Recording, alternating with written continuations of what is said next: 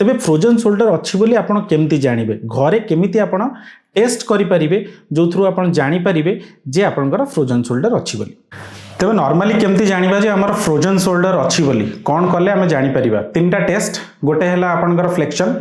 Normally जदि आमे देखिबा हाथ आमे एतिकी उठेई परिबा कथा माने पूरा सीधा उठेई परिबा कथा जोटा कि आप साइड रू देखले भी जापर हाथ एति पूरा एकदम सीधा जड़े उठे पारिबा कथा।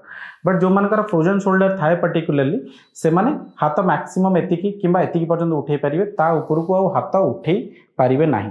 सेकेंड जिनस है आम कहू स्क्रैच टेस्ट। स्क्रैच टेस्ट माने नॉर्मली जड़े लोक निज हाथ एतिकी पर्यंत आनी पारिबो नॉर्मली चाहिए एतिकी पर्यंत आनी पारिबा कथा।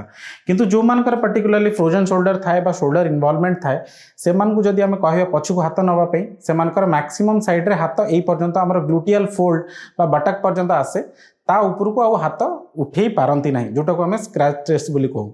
तापर आउ गोटे जिनस कुआ हुए एडक्शन करके देखिया पई माने हाथ को आमे सीधा ऊपर को उठेया पई कहबा। सीधा जणे जदि उठेबो ताले पूरा एमती सीधा उठेई पारिबा कथा नॉर्मली।